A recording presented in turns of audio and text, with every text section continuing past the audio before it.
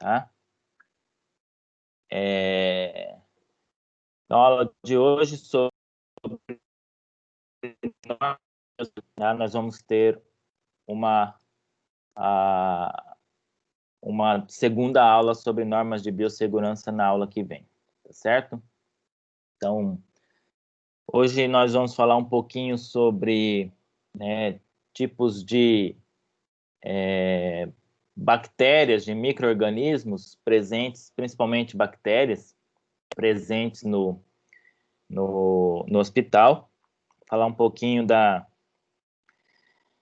de algumas características de cada uma.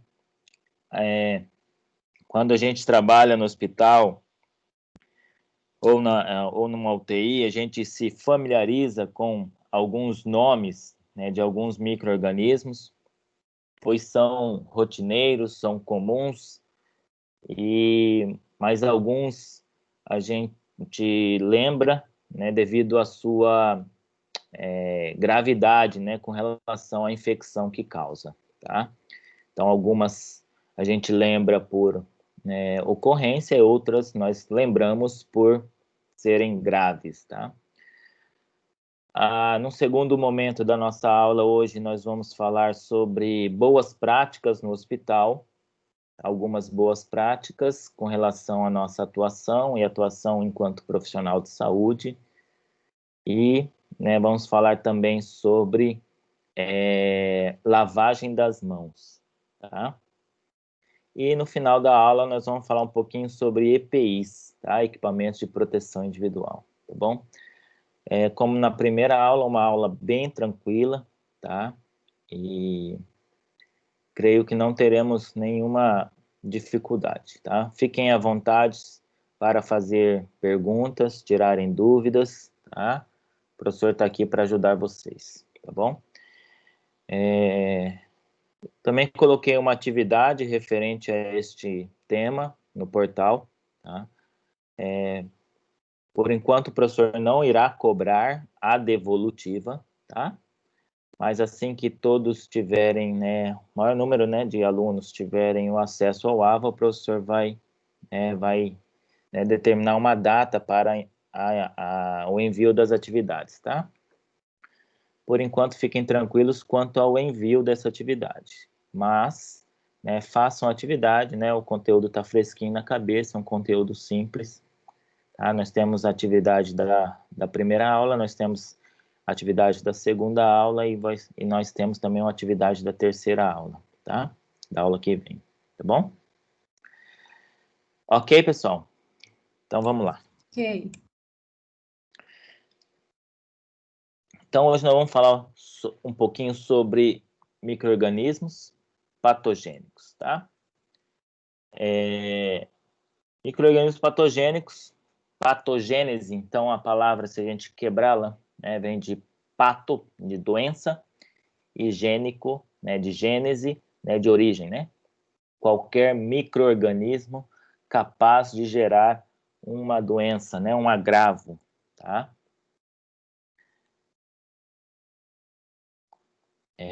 Então, nós temos aqui dois tipos de patógenos, tá? Nós temos os conhecidos patógenos primários e os patógenos secundários, tá?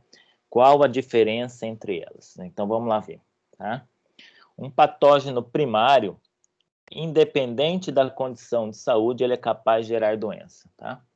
Ou seja, em contato com esse patógeno, com esse micro-organismo, independente da sua condição de saúde, se você goza de plena saúde, mesmo assim ele é capaz de causar doença em você, tá? Exemplo, coronavírus, tá? O coronavírus afeta pessoas saudáveis, tá? Então, independente da sua condição de saúde, ele é capaz de causar uma doença. Por isso que ele é chamado de um patógeno primário, tá? O que é um patógeno secundário? Ele é capaz de gerar doenças quando há um desequilíbrio entre o agente e o hospedeiro. esses são exemplos, né? Patógenos secundários são exemplos de patógenos oportunistas. O que é um patógeno oportunista, um patógeno secundário? Ele de uma situação, né, de desequilíbrio, né, homeostático, né, de desequilíbrio, né, da saúde, né, do indivíduo, por exemplo, né, uma internação hospitalar, ou uma queda, né, da imunidade, né, ou uma outra patologia, né, para acarretar doença, né, promover uma infecção, tá? Então, nós vamos ter alguns exemplos de patógenos secundários que nós vamos comentar aqui, né, que são os principais que nós vamos comentar aqui, porque eles são muito comuns nas infecções hospitalares, nas unidades hospitalares. Tá? Quem nunca ouviu falar de infecção hospitalar? Todo mundo já ouviu falar de infecção hospitalar. O hospital é um ambiente contaminado, tá? Mas existem setores do hospital que eles devem ser estéreis. Por exemplo, durante uma cirurgia, né, o ambiente, né, da sala cirúrgica deve ser o mais limpo possível para que durante a cirurgia esse paciente não contraia uma infecção, tá? Mas na maioria das vezes, esses patógenos, essas infecções hospitalares são causadas por uma imunodeficiência ou adquirida, ou até mesmo causada, né, no paciente, né, e eles, então, se aproveitam, né, se oportunizam dessa redução da imunidade para acarretar doenças, tá?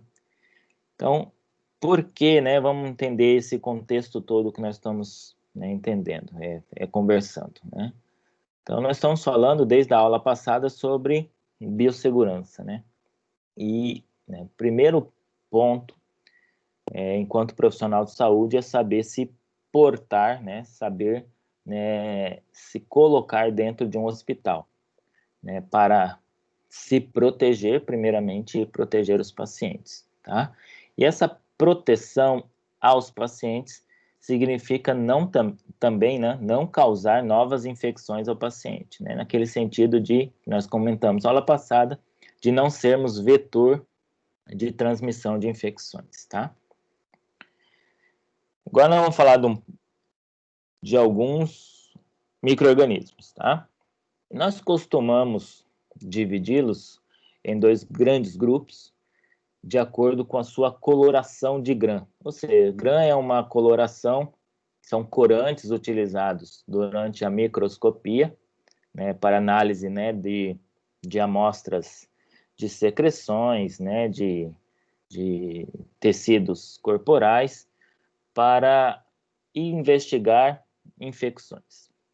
O que a coloração de GRAM nos mostra? Ela é mais utilizada pelos patologistas, tá? Que a gente tem que conhecer que existe essa diferença e para que a gente, né, ao escutar algum médico, algum farmacêutico, bioquímico conversando, né, falando sobre tal bactéria é gram positiva, tal bactéria é gram negativa, né, para que você não fique perdido nisso, tá? Não saiba, né, o que eles estão falando. O que é uma bactéria gram positiva? Tá? As bactérias gram positiva, na coloração de gram, elas coram-se em roxo. Tá? Então, elas ficam todas roxinhas, né, na microscopia. E as gram negativas, elas se coram em vermelhinho, róseo. Tá?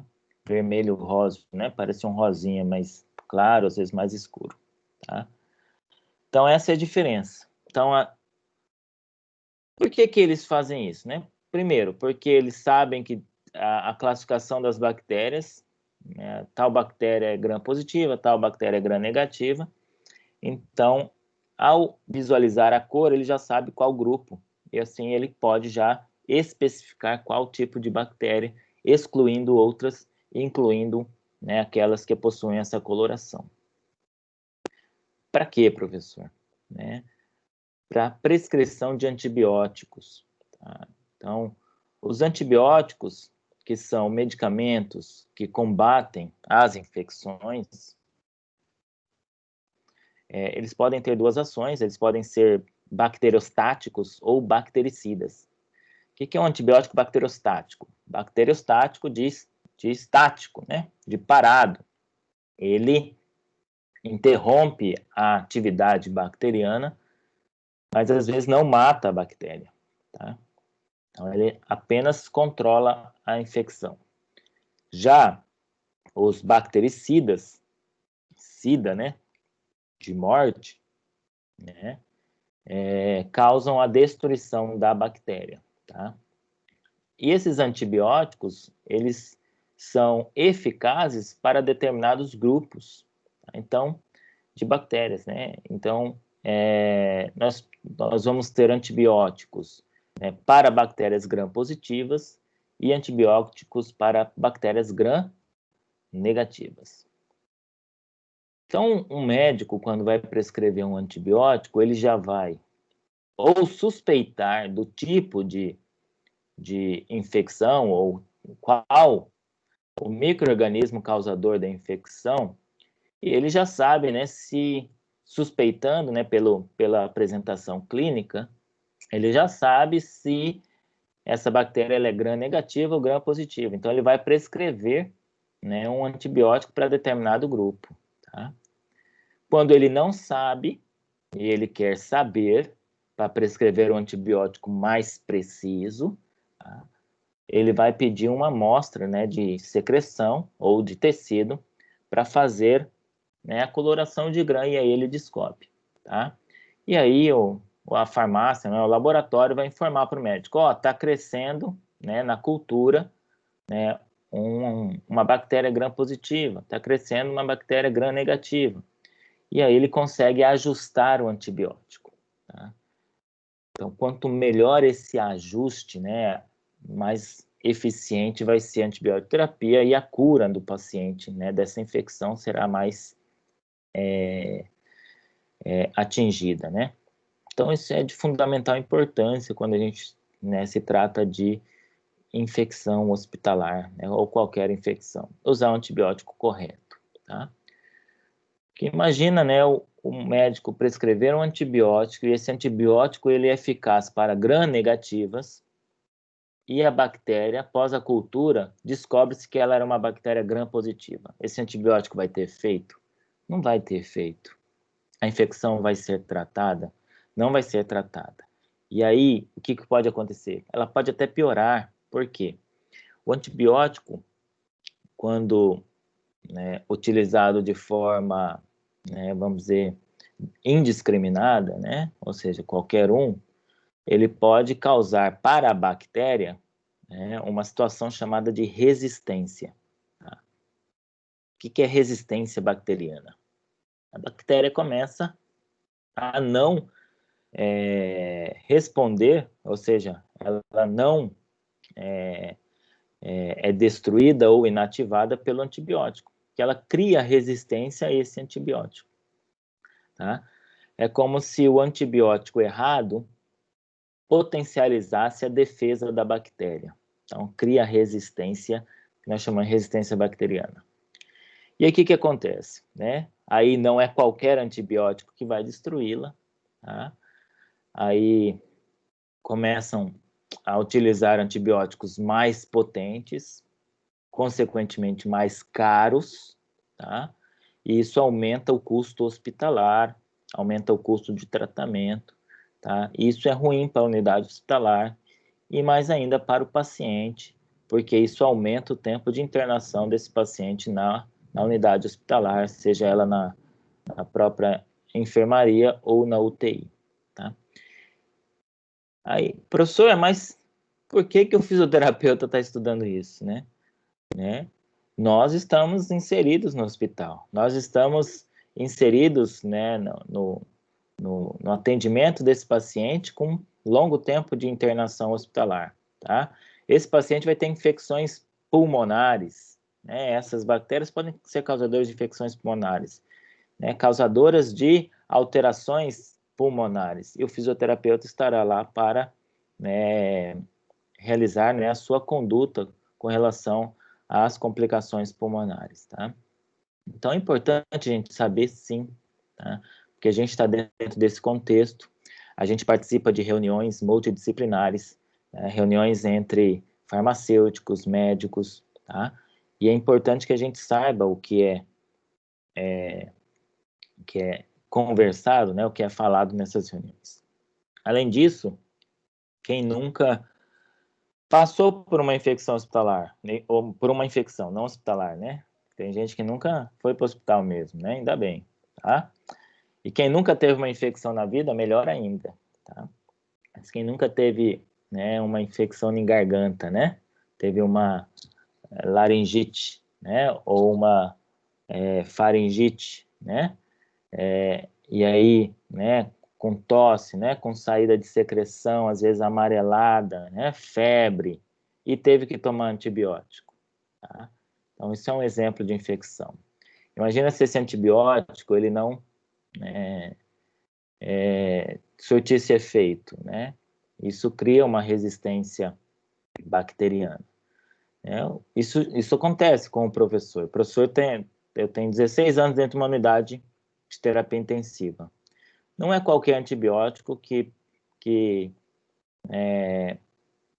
trata infecções, por exemplo, de garganta. E é a infecção que mais me ocorre, né? Num ano, pelo menos, eu tenho 3 infecções de garganta. E é simples, né? Eu uso muito a garganta, né, para falar. Eu uso muito a voz. E né, eu tenho essa incidência, né, de infecções. E assim, né, às vezes os antibióticos mais simples, eles já não surtem mais efeito, né, quando eu tenho essas infecções, tá? Por quê? Porque se cria uma resistência, né? Eu tenho contato, né, com esses micro-organismos mais resistentes dentro do hospital, tá? Então, e isso para minha flora, tá? Para o meu organismo, tá? Quando vocês entrarem, fala, professor, eu vou ter contato com a mesma bactéria, tá? Mas a resposta no seu corpo vai ser totalmente diferente, tá? Então, por isso, né, a importância, né, que é dada ao estudo dos micro-organismos, tá bom? Então, nesse momento agora, nós vamos conhecer alguns micro-organismos, tá? Na maior incidência, nós vamos falar sobre, né, bactérias, tá? E aí nós temos alguns exemplos aí de micro-organismos gram-positivos e micro-organismos gram-negativos, tá? Nós temos os estafilococcus, tá? Quando eu traduzo a palavra científica, tá? Eu posso usar ela da forma escrita normal, porém, quando eu uso na forma, né, científica, Staphylococcus começado com S, né, e tem PH no nome no lugar do F, né, e coccus terminado com CO, dois Cs, US, né, Staphylococcus, né, eu tenho que usar na forma em itálico, tá? Isso é uma norma de escritura, de escrita. Então, nós temos 2 tipos de Staphylococcus mais comuns, o Staphylococcus aureus e o Staphylococcus epidermidis, tá? Vamos falar de cada um. E nós temos os Streptococcus, como Streptococcus pneumoniae e o Enterococcus, tá? Bactérias gram-negativas, nós temos a Enterobactéria, e aí nós temos 2 bem conhecidas para quem trabalha no hospital, que é a Klebsiella, tá? E a Professor, Pseudomonas só e a atrapalhar um Legionella. pouquinho. Fala, Giovanna. Você não está compartilhando a tela do... Pelo menos para mim não está aqui. Não Os tá? seus slides. Não, E para agora que mim vocês, não está. agora que vocês me falam. Então, Estamos tá vendo bom. você lindo sempre aí. Eu tava achando que você tava fazendo a introdução. Falei, mas que introdução grande, meu Deus. Cadê É. os slides? Então vamos lá. Perdão, pessoal, mas vocês podiam ter me avisado antes, mas tá bom. Ó, eu passei 3 slides. Tá? O importante é que vocês entendam. Acho que o professor foi bastante claro, né? Então, ó, Tranquilo. falei da diferença, né, de patógenos primários e secundários, a diferença da coloração, como eu disse para vocês. Gram positivas coram em azul, gram negativas coram em rosa. E agora eu estou falando do nome, tá? Se vocês perceberam por conta da escrita, né? Que eu estava comentando, né? Então tá bom, pessoal. Todo mundo tá vendo Sim, agora? foi. Sim. Sim, agora sim, prof. Beleza, pessoal. Tá? Desculpa aí, ó. Desculpa a falha. Então vamos lá, nós vamos falar um pouquinho sobre cada uma. Tá? Alguém já ouviu falar de algum desses nomes? Algum nomezinho dessas Sim, a bactérias gente já falou na Morfo, né? na Nas morfo, matérias né? de Morfo. Não, mas Isso. assim, né, fora da vida acadêmica, né? Alguém já ouviu? Não. Eu já ouvi Quem já ouviu aí? a Joyce. Giovana. Como que você ouviu, Joyce? Eu já ouvi na UTI, nos prontuários dos pacientes, né? Depois de um tempo de internação, os médicos Isso. colocam no prontuário do paciente. Exatamente. Tá? Mas alguém tem algum contato com esses nomes? Então, Eu tive quando eu fiquei internada, né, prof? Mas o médico me deu uma aulinha lá, mas na época eu não entendi muito, né? Tá certo. Então tá bom, pessoal. São nomes bastante comuns, como a Joyciane comentou, né, dentro da unidade hospitalar, principalmente na UTI, tá? Algumas são mais graves, né, outras, né, são mais comuns, mas com menor intensidade de gravidade, tá? Mas a gente trata qualquer infecção como, né, uma potencialidade de tornar o paciente mais grave, tá? Então, o Staphylococcus aureus, como eu estava falando para vocês, né? Quando a gente escreve na forma científica, tá? Sempre em itálico, tá? O nome da família em S maiúsculo, né? O nome, né, tem que ser maiúsculo, e o da espécie em minúsculo, tá bom? É um agente comum em quadros de infecção e está envolvido em dois momentos da infecção, que nós chamamos de infecção na comunidade, que é essa adquirida na sociedade. Por exemplo, uma pessoa inicia um quadro de pneumonia. Então, essa pessoa adquiriu uma infecção na comunidade. Ela não está dentro do hospital, tá? Então, nós chamamos esse tipo de infecção de uma infecção da comunidade, tá? E nesse caso, então, nós vamos caracterizar essa pneumonia como pneumonia comunitária. E existem as infecções associadas à assistência à saúde, aquelas associadas a algum ambiente de cuidado de saúde. Ou relacionada por exemplo, a contaminação desse paciente, né, dentro de uma unidade de saúde. Por exemplo, uma pneumonia que ocorre dentro do hospital, nós chamamos ela de pneumonia hospitalar ou pneumonia nosocomial. Tá? Então, a gente pode, né, classificar, né, as infecções com relação ao local da sua aquisição. Tá? Então, Staphylococcus aureus, ele pode causar infecções tanto na comunidade quanto no hospital. Por que cocos? Tá? O cocos está relacionado ao seu formato. Tá? Então, eles são formatos em forma de arredondados, né? em forma de bolinhas, tá? E essas bactérias, né, se arranjam como em cachos de uva, tá? Se eu não falasse que era uma foto de um grupo de bactérias e perguntasse o que era, alguém poderia me responder: ah, professor, parece uns cachinhos de uva, né? Pela cor, coloração positiva, né, em roxo, tá? E na forma, né, redondadinha, que são os cocos, tá? Então, estafilococcus é assim. A transmissão é por meio do contato, principalmente profissionais colonizados. Tá? O que é isso, né? Principalmente a mão, tá? Pode ser um meio de transmissão da infecção de um paciente colonizado ou um profissional colonizado, né, infectado, né, para um paciente, né, suscetível, tá? É uma bactéria que apresenta já resistência a antibióticos à base de penicilina. Penicilina foram um dos primeiros antibióticos a serem desenvolvidos, né? E devido a ser o primeiro, ele foi muito utilizado e o Staphylococcus aureus hoje já apresenta resistência, tá?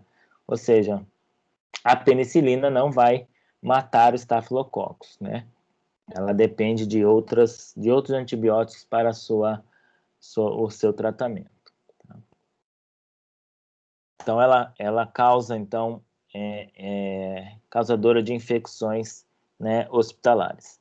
Ela não é das mais graves, tá? Mas elas estão presentes. Staphylococcus epidermidis, né, como o nome já traz, né, presente em superfícies, por exemplo, até a pele. Tá? É frequente sua presença em unidades de internação oncológica e unidades neonatais, tá? Mas também são encontradas em outras unidades. Ela é mais frequente nessas outras. Podem ser encontradas colônias em 16 horas após a introdução de catéteres ou sondas. Ou seja, né, devido às vezes, a não esterilização do procedimento, né, a introdução desses catéteres e dessas sondas, após 16 horas, já podem estar gerando, né, infecções, contaminações nessas estruturas, nesses dispositivos. Tá? Também é resistente a antibióticos à base de penicilina, tá? Recomendado o uso de antibioticoterapia profilática para diminuir a possibilidade de infecção pós-operatória. Tá? Deixa eu admitir quem está ali. Prof. Fala, Daniel. Quando fala ser encontradas em colônias, é no sentido de grupos? Isso, deles? Né? Porque as bactérias, elas formam colônias, né? Então, a gente chama esse grupo, né, de bactérias, né, de colônias, tá? Onde elas vão se reproduzir, tá? Por isso que a gente fala que um paciente, né, que apresenta a bactéria, ele é um paciente colonizado. Então, vem daí o termo, tá? De colonização, colônia. É um paciente que apresenta a reprodução bacteriana dentro do seu organismo, tá bom? Obrigado. Os streptococcus, né? Olha a diferença deles, né? Eles não formam cachinhos de uva, eles formam fileiras, né? Parecem umas fileirazinhas de, né, cocos, por isso streptococcus. E esse é o Streptococcus pneumoniae, ele é muito presente, né, nos hospitais. Normalmente colonizado no ser humano, tá? Nas vias aéreas superiores. Porque as vias aéreas superiores, nariz, boca, né, nasofaringe, laringe, são cavidades abertas, né, e essas bactérias estão no ar. Então, normalmente elas são colonizadas no ser humano, elas estão presentes. Quando que elas causam infecção, então, professor? Tá? Elas estão relacionadas a quadros de pneumonias na comunidade, tá? Ou seja, aquelas adquiridas na fora do ambiente hospitalar e infecções hospitalares em portadores de imunodeficiência. Em que situações, então? Geralmente elas são oportunistas, elas são patógenos secundários, né? Como elas já estão colonizadas na nossa via aérea superior, elas se aproveitam de alguma situação de imunodeficiência no nosso corpo para causar infecções, tá? Isso é comum em pacientes hospitalizados, isso é comum em pacientes, né, em indivíduos, né, que apresentam fraqueza, má alimentação, tá? Alguma situação que possa levar à queda da imunidade. Aí eu coloquei em negrito para vocês com relação à transmissão, tá? Dentro do ambiente hospitalar, ela está muito relacionada à sua transmissibilidade a recursos de assistência respiratória que estejam contaminados. E aí, por isso que eu coloquei em negrito, porque nós, fisioterapeutas, nós manuseamos diversos recursos de assistência respiratória, tá? Então, é importante que a gente utilize, né, esses equipamentos limpos, tá? De preferência que estejam desinfectados e até mesmo esterilizados para garantir a proteção do paciente, tá? Na aula que vem, acho que na aula que vem nós vamos ver qual a definição de limpeza, desinfecção e esterilização, tá? A diferença, tá? Nem sempre algo limpo é estéril, tá? E nem sempre uma desinfecção ela esteriliza, tá bom? Então a gente vai ver algumas definições aí, tá? Então a gente tomar cuidado, então, enquanto fisioterapeuta, com relação ao uso de equipamentos de assistência respiratória dentro do hospital, porque elas podem, né, ser vetores, tá, da contaminação, principalmente de Streptococcus pneumoniae. O próprio nome já fala, causa pneumonia, tá? Principalmente. Outra coisa que é com relação à lavagem das mãos, né? Às vezes o equipamento está limpo, né, livre de infecção, né, desinfectado, porém o fisioterapeuta não lavou as mãos para manuseá-lo. Então ele mesmo é o causador da contaminação do equipamento. Então por isso nós vamos falar sobre a lavagem das mãos, que é a medida mais eficaz, mais barata para controle de infecções. Outra bactéria são os enterococos, essas bactérias gram-positivas, coradinhas, né, em roxinho, tá? Um pouquinho alongadinhas, parecem quase bacilos, tá? Acho que elas são bacilos, né, porque tem um formato alongadinho. E o próprio nome já fala, né, entero, né, vem de enteral, ou seja, o que é o termo enteral está se referindo ao trato gastrointestinal, ou seja, o sistema digestivo, tá? Desde o estômago até os intestinos, e podem colonizar as mãos dos profissionais de saúde. Por quê? Essa foto diz muito, né? Essa foto que está à esquerda, né? Os profissionais da enfermagem são responsáveis pela higienização do paciente, né? E eles podem, né, eles têm o contato, né, com, né, as eliminações do paciente, tá? Então, por isso que é fundamental a lavagem das mãos, antes e após a realização de qualquer procedimento. Ah, mas é só enfermagem? Claro que não, o fisioterapeuta manipula o paciente, faz mobilização no paciente, tá? E ele pode também manipular, né, regiões próximas a essas áreas, né, de eliminações, tá? E, né, então, o fisioterapeuta, como qualquer outro profissional, ele precisa, né, lavar as mãos antes e após. Lavar a mão com água, né? Não. Né? Lavar a mão com substâncias antissépticas, tá? Também garantir a limpeza de superfícies, a fim de garantir a segurança do paciente, tá bom? Às vezes, o próprio tocar a grade, né, da cama do paciente, do leito do paciente, né, sem a luva, por exemplo, já requer a lavagem das mãos, tá? Já requer, tá? Então, é fundamental, então, a lavagem das mãos.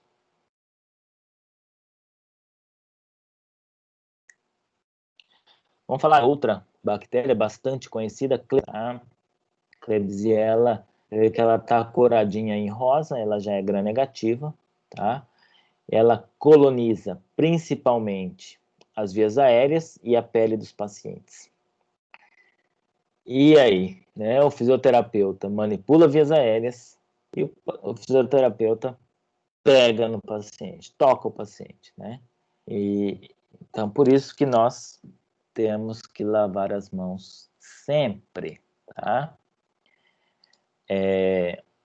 Ela é responsável por quadros de pneumonias e meningites e comumente associado a epidemias que levam a uma grande mortalidade hospitalar.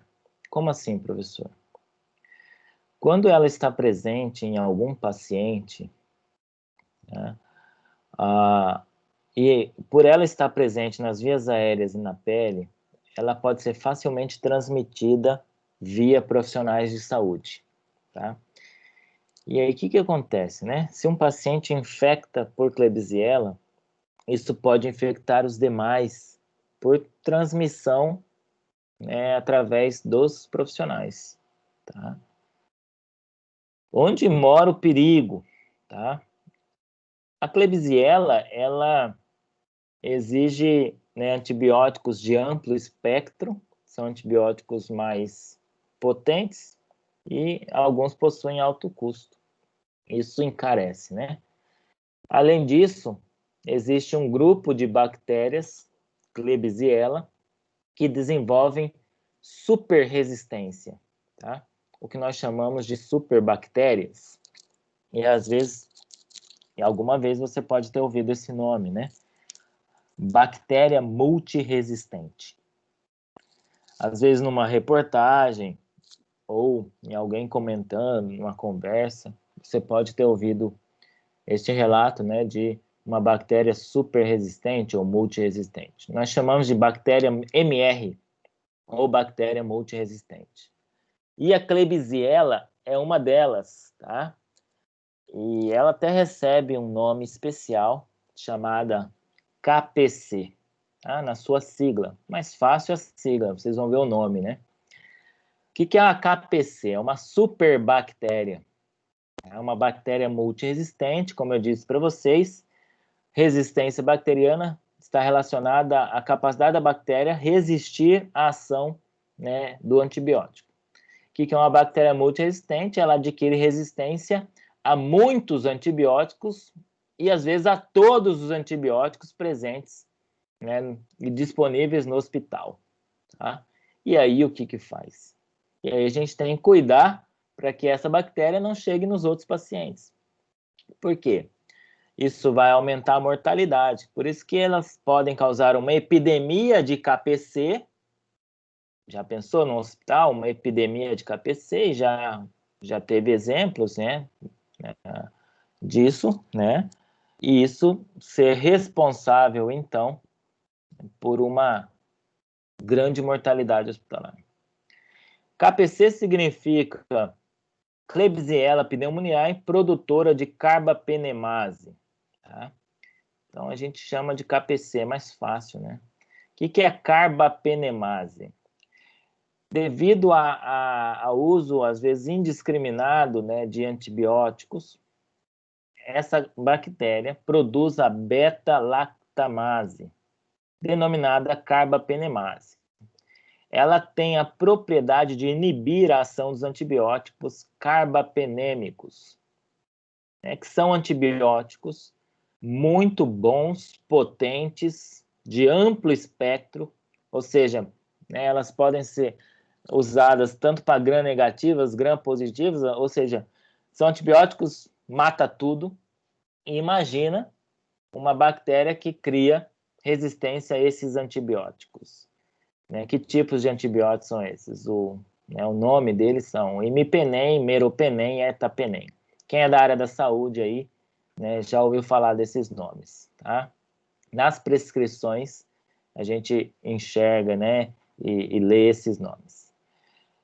E isso, né, a inibição da ação desses antibióticos dificulta e reduz as opções terapêuticas disponíveis. Ou seja, e aí? O que a gente faz? A gente isola esse paciente, né, toma todas as precauções de contato possíveis. Ou seja, a gente atende esse paciente como a gente enxerga hoje uma pessoa atendendo um paciente com Covid, tá? Não qual a diferença, né? A KPC não requer isolamento respiratório, como o Covid, tá? Mas em termos de contato, a gente entra todo cheio de capote também para atender esse paciente. Por quê? Porque a Klebsiella está na pele, né? Então, se a gente não proteger as superfícies corporais, nossas superfícies corporais, a gente pode receber uma carga bacteriana e transmitir depois para outro paciente, tá? E, né, como eu disse para vocês, né, são bactérias que têm opção terapêutica diminuída, né? Ou seja, né, o paciente ele se torna um paciente colonizado. Então, a melhora dele, né, está geralmente associada à atividade bacteriana infecciosa, tá? Mas esse paciente vai ser um paciente colonizado por essa superbactéria requerendo isolamento, tá? Então, a gente tem que evitar, né, o surgimento dessas bactérias. E como que a gente evita, então, professor? Tomando todas as medidas de biossegurança, tá? Então, aí a gente enxerga mais ainda a necessidade de tomarmos essas medidas. Outra muito conhecida dos profissionais de saúde é a Pseudomonas, tá? Também apresenta uma alta resistência a antibióticos, também pode se tornar uma bactéria MR multiresistente, tá? Então, a Pseudomonas MR também é grave. Ela é encontrada em equipamentos hospitalares, como circuitos de ventiladores mecânicos, cânulas de traqueostomia, também em pias, sendo as mãos dos profissionais o mecanismo mais comum para transmissão, incluindo a mão do fisioterapeuta, devido à manipulação desses instrumentos, né, desses dispositivos, tá? Nos casos de infecção respiratória, é comum a presença de odor forte e característico. Então, isso é até uma prática hospitalar nossa, né? Quando a gente tem o contato com uma secreção com forte odor, né? A gente suspeita de Pseudomonas, tá? E a gente colhe uma amostra para confirmação, tá? E um último grupo aí que a gente citou é a Legionella, uma bactéria que é transmitida principalmente por gotículas que se alojam e multiplicam-se na região dos macrófagos alveolares. Causa quadro de febre e pneumonia, tá? Então, são algumas bactérias, né, presentes no ambiente hospitalar, o grupo dos Staphylococcus, Streptococcus, Enterococcus, Klebsiella, Pseudomonas e Legionella, que certamente, se vocês forem, né, atuar no hospital, conhecerão de perto essas bactérias. E aí, elas podem causar infecções, né, em vários momentos, né, mas aí eu destaco 3 momentos especiais aí, tá, que a gente tem que tomar cuidado. As infecções respiratórias, porque o sistema respiratório é um sistema de suporte de vida do nosso corpo, né? Então, a gente tendo respiração e circulação, a gente vive, tá? Então, as infecções respiratórias, elas são perigosas por conta que afetam, né, a vida do paciente, colocam em risco a vida do paciente. Nós temos as chamadas pneumonias associadas à assistência à saúde, chamadas também de pneumonias hospitalares ou nosocomiais. São aquelas relacionadas com a assistência à saúde, tanto profissional quanto a equipamentos contaminados, dispositivos contaminados, tá? Má lavagem das mãos, tá? Qualquer pneumonia causada, né, pela assistência à saúde. Elas ocorrem 48 horas após a internação. Então, as pneumonias nosocomiais, elas ocorrem já a partir de 48 horas após a internação e apresentam uma mortalidade de 50%, essa mortalidade altíssima, né? 50% é metade, tá? Então, imagina, metade dos pacientes com pneumonia hospitalar morrem, tá? Isso é muito alto. Geralmente causadas por bactérias gram-positivas, tá? Causam febre e secreção purulenta, né? O que é purulenta, né?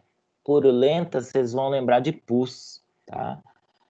E pus é de que cor, né? Uma secreção amarelada, né? Espessa, viscosa.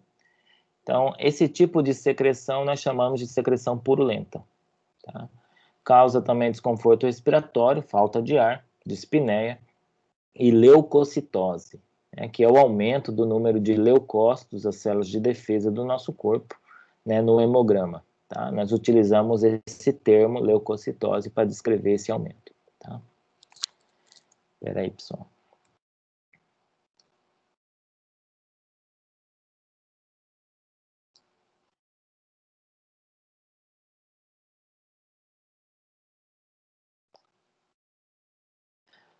Existem também as infecções pós-operatórias, são aquelas que ocorrem em pacientes pós-cirúrgicos.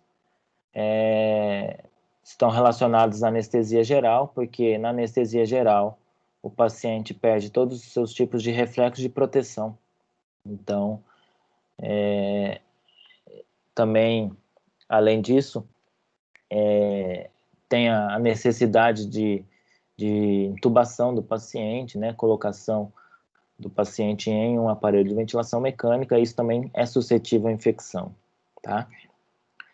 Pacientes com cirurgia cardíaca, né, nós podemos acompanhar lá na disciplina de cardiopulmonar, eles utilizam a circulação extracorpórea, e já é um dispositivo que causa inflamação, e essa inflamação pode também causar, né, consequentemente, uma infecção, tá?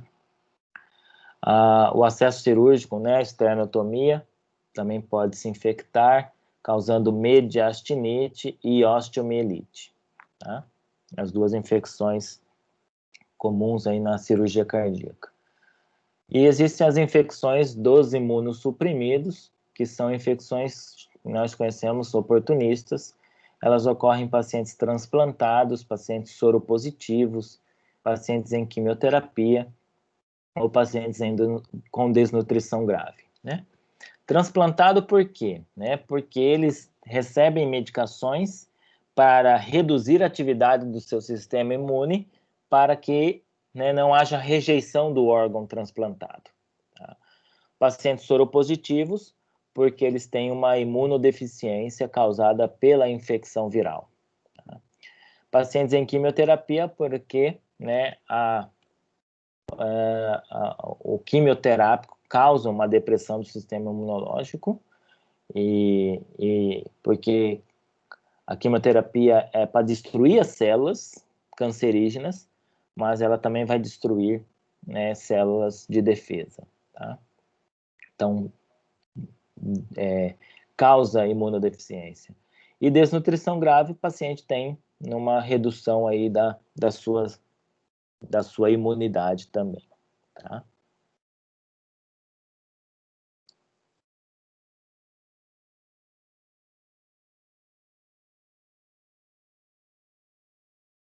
Pessoal, alguma dúvida? Tudo tranquilo? Professor, Oi. o senhor falou aí sobre a questão da característica da secreção.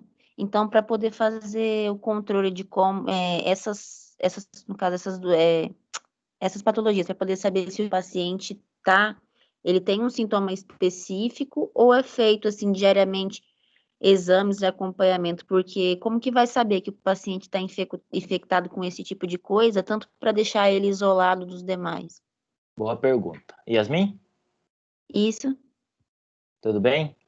tudo bem, professor. Boa pergunta, Yasmin, né?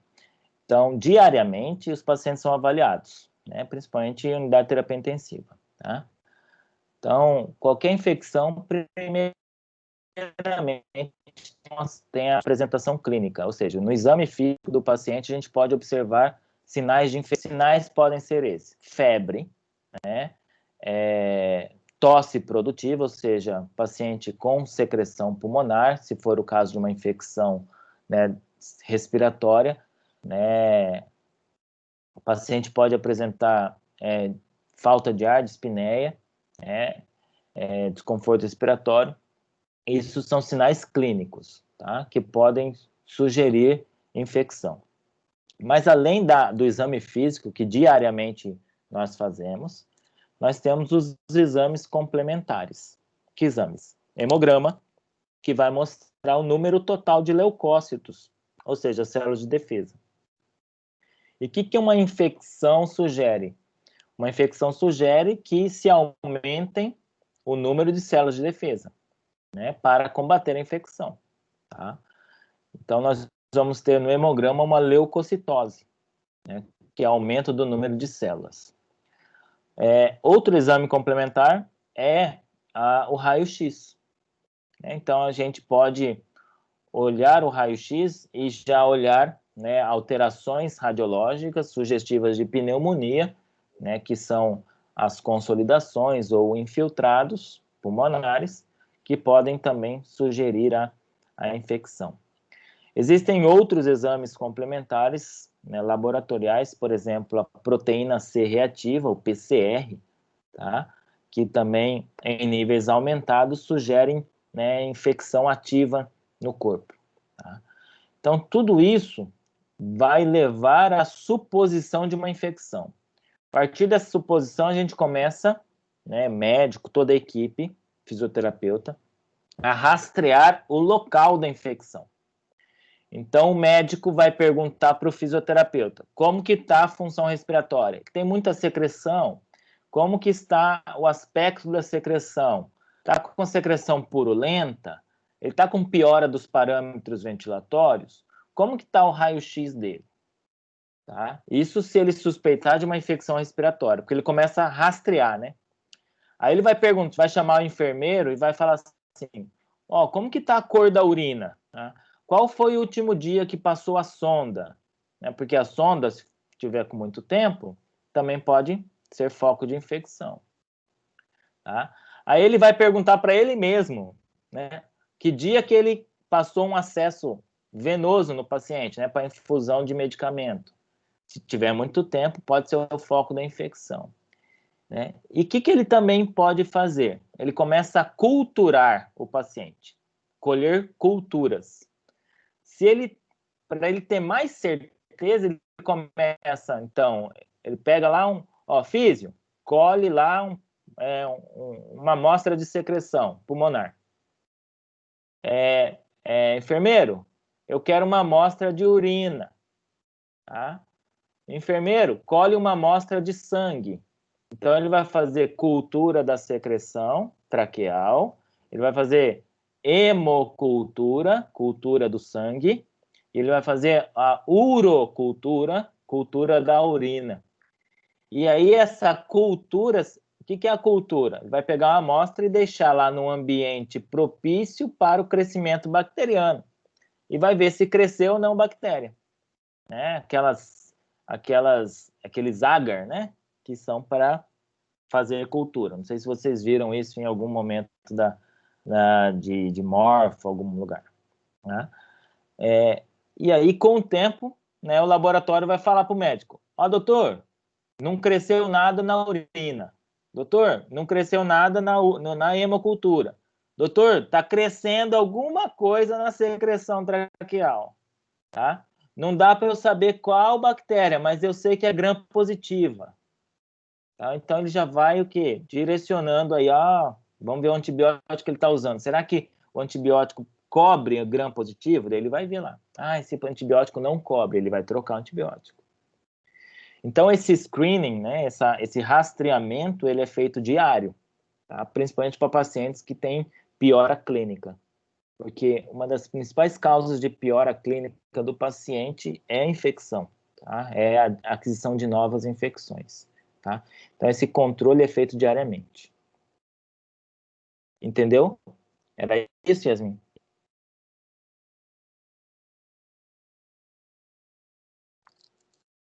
Yasmin? Sim, professora, é isso mesmo. Obrigada. Então, tá.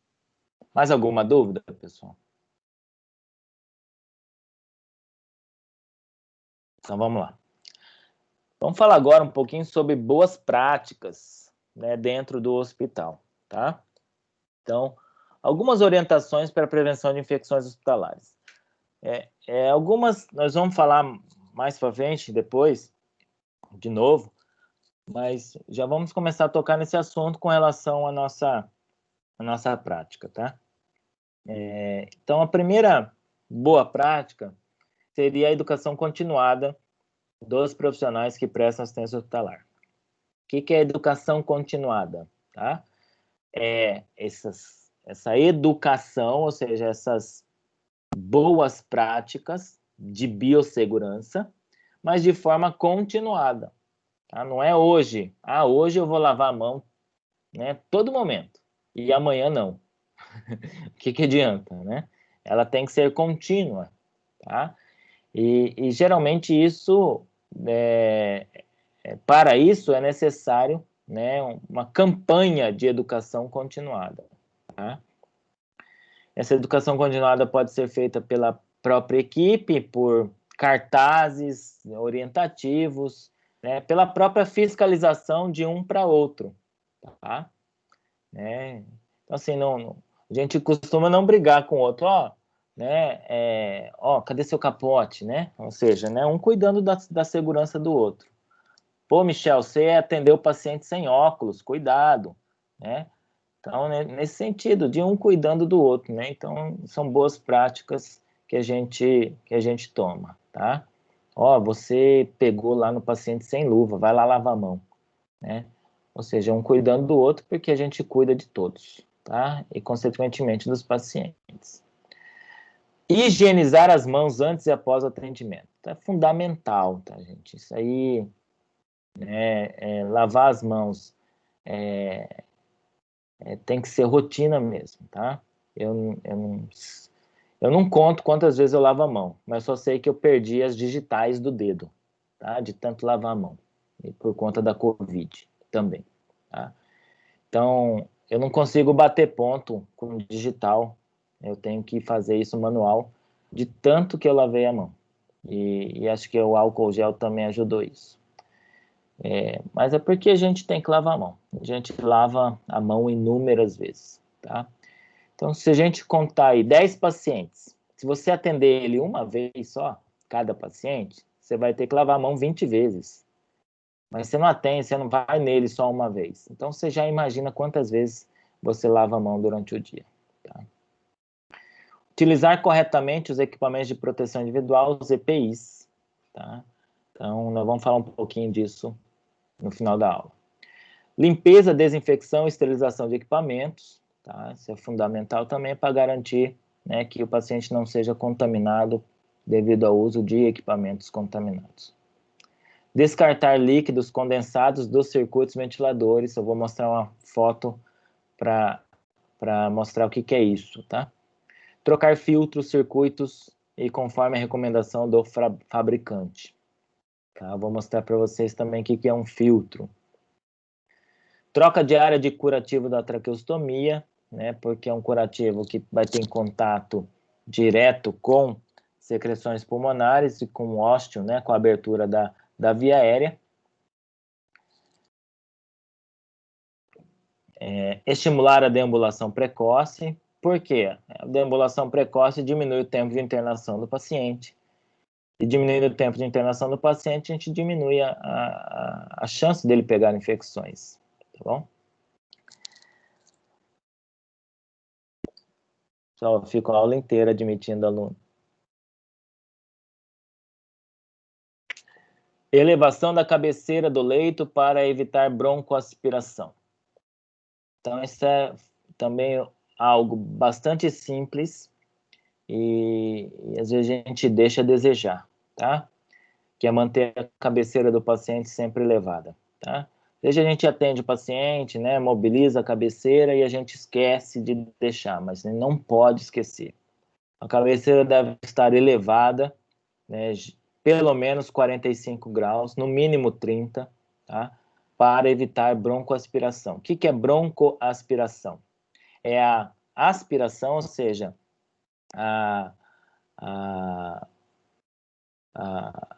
quando ocorre a aspiração ocorre quando secreções da via aérea superior adentram para a via aérea respiratória, tá? Então nós chamamos isso de broncoaspiração. Em que situações isso ocorre? Situações em que o paciente não tem proteção da via aérea. Paciente em coma, paciente sedado, pacientes com rebaixamento do nível de consciência, tá? Pacientes sonolentos, eles apresentam esse risco aumentado. Então, para evitar isso, a gente mantém a cabeceira elevada, pelo menos 30 graus, ideal 45. Utilização de água estéril para nebulização e troca a cada 24 horas, tá? Isso quando o paciente estiver fazendo nebulizações. Limpeza e troca dos circuitos de aspiração a cada 12 horas. Então, esses circuitos de aspiração de secreções, né, são altamente contaminados, né, então precisam ser limpos e trocados. Isso é o ideal, tá? Quando o professor fala de condensados, né, o que é um condensado? Tá? A gente tem que lembrar das formas físicas da água. Tá? Então, a água, nós temos a água na forma líquida, na forma sólida e na forma gasosa. Dentro da ventilação mecânica, são gases, né? Ou seja, né, a água pode estar na sua forma, né, gasosa, o vapor de água. E devido ao aquecimento das vias aéreas, esse vapor d'água pode se condensar, ou seja, sofrer condensação, passagem da água da forma gasosa para a forma líquida. E então formar, né, esses condensados, né, quantidades variáveis de líquido presentes no circuito ventilatório. Qual que é o problema disso? Conforme a manipulação do circuito da ventilação, essa água que está no circuito, ela pode ser deslocada para dentro do pulmão do paciente. E isso é muito grave, porque é uma água contaminada, né, pelo circuito, né? E isso pode causar infecção pulmonar no paciente, tá? Então, os circuitos possuem esses copos coletores que têm a finalidade de drenar o condensado, impedindo que esse condensado, né, retorne ao paciente, tá? E ele deve estar posicionado na forma vertical, como na foto, né, para que o líquido caia no copinho. Se o copinho tiver de ponta cabeça, a água não tem como ir para cima, tá?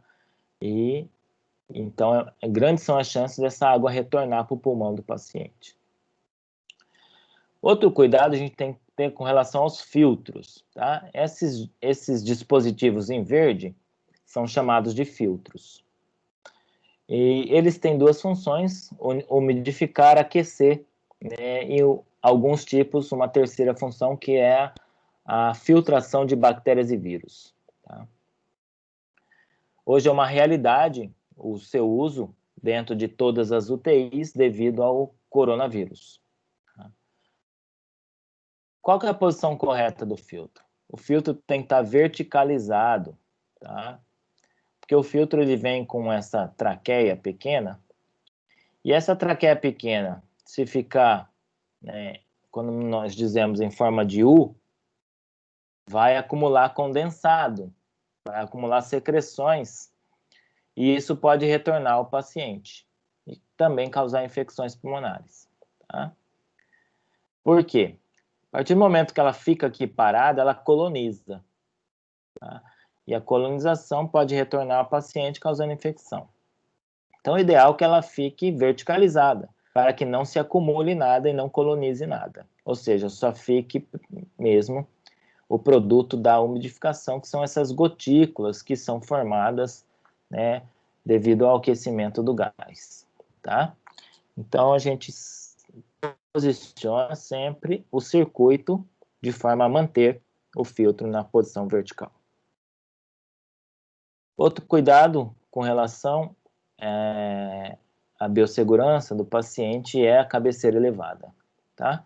Então, a gente, né, algumas câmaras dispõem de medidores de ângulo, né? Porém, nem todas, né, possuem isso, né? Então, a gente delimita essa cabeceira em 30 a 45 graus, pelo menos, tá? Uma regra básica é nunca deixar a cabeceira em 0 grau, tá? A não ser que haja uma indicação para isso, tá? Fora isso, sempre pacientes com cabeceira elevada. Também para o cuidado do paciente, nós temos um programa nacional para a segurança do paciente, chamado de PNSP. O PNSP foi instituído pela Portaria 529, de 1º de abril de 2013. Tem um mês que são realizadas campanhas para a segurança do paciente, que é o mês de abril, chamado Abril pela Segurança do Paciente. Esse programa, ele tem 6 pontos principais, tá? Vamos dizer, os 6 pilares da segurança do paciente. Vamos comentar eles agora. O primeiro seria identificar corretamente o paciente, para sabermos realmente qual paciente estamos tratando, né? Isso assegura ao paciente o acesso ao tratamento correto. Então, primeiro ponto, identificação correta do paciente. Tá? Isso é em todo lugar, isso é no leito, isso é no prontuário fisioterapêutico. Tá? Porque nós podemos ter nomes parecidos. E se a gente só ficar pelo primeiro nome, a gente pode confundir pacientes. E aí, né, imagina, trocar o atendimento de um paciente para outro. Isso, o paciente não tem culpa disso, né? Então, a gente tem que assegurar a identificação correta do paciente para manter a sua segurança. O segundo ponto seria melhorar a comunicação entre profissionais de saúde. Por quê? Quando os profissionais conversam sobre o paciente, isso também, né, assegura a ele uma melhor qualidade de atendimento. Tá? Terceiro ponto seria melhorar a segurança na prescrição, no uso e na administração de medicamentos. Hora ou outra a gente vê uma reportagem, às vezes, né, hoje a gente tem Facebook, Instagram, Twitter, e eu já vi, né, reportagens, né, com o título, né, paciente sofre parada cardiorrespiratória por administração errada de medicamentos, ou paciente morre por administração errada de medicamentos. O que é isso, né?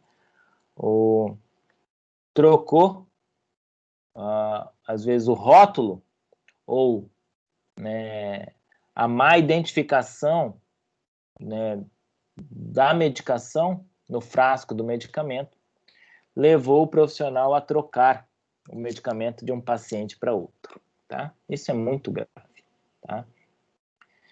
Então, a segurança do paciente envolve também essa segurança na prescrição e no uso, na administração desses medicamentos.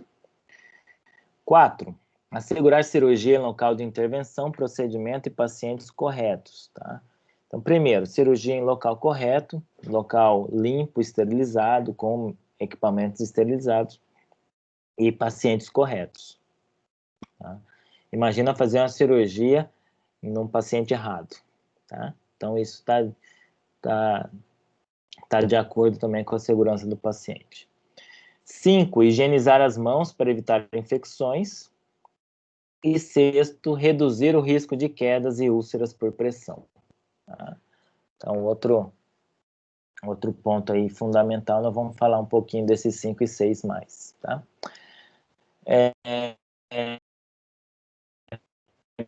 Compromisso. Então, é uma campanha, não de um determinado hospital, mas uma campanha do Ministério da Saúde, né, regulado pela Anvisa, né, Agência Nacional de Vigilância Sanitária. Então, todo hospital deve prezar pela segurança do paciente. Primeira, né, ponto dessa segurança, nós vamos falar sobre a lavagem das mãos e higienização das mãos, tá? Então, às vezes fala, quem sabe lavar as mãos aí, né? Todo mundo vai falar assim, ué, professor, claro que eu sei lavar a mão, né? Mas lavar a mão da maneira correta e adequada, tá? Porque, professor, quando eu falar aí que lavagem das mãos, a duração da lavagem das mãos, aí você vai falar assim, nossa, tudo isso, tá? Então, é tudo isso, né? Para uma adequada lavagem das mãos, tá? Se a gente quiser ser correto, é assim mesmo.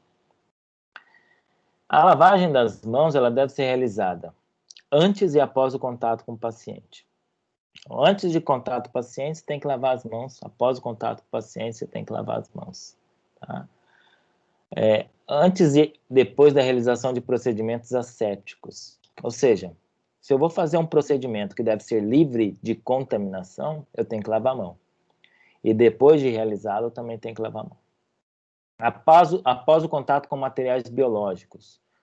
Se eu tive contato com algum material biológico, sangue, secreção, saliva, urina, algum tecido corporal, tá? Fezes, vômito, você tem que lavar a mão. Tá? Após tarefas pessoais, esse é mais óbvio, né? Todo mundo tem que lavar a mão, né, após ir ao banheiro. Tá? Também é importante que após a lavagem das mãos, o profissional realize a asepsia com álcool gel. Tá? É importante, mas não obrigatório. Tá? Mas é importante, tá? Principalmente em termos hoje de Covid. A lavagem das mãos, ela pode ser feita com água e sabão, tá? Ou pode ser feita com uma preparação alcoólica, tá? Como álcool gel.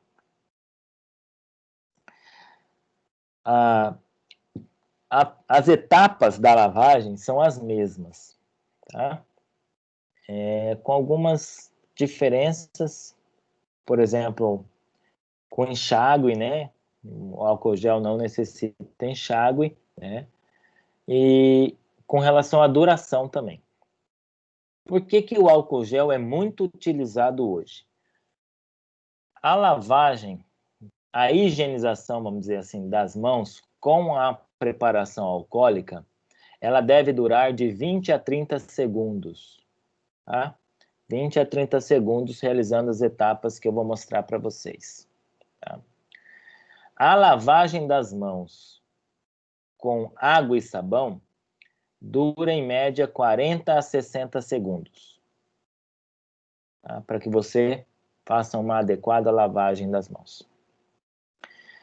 Pelo tempo, então, você olha, higienizar com álcool gel é mais rápido que higienizar com sabão, água e sabão.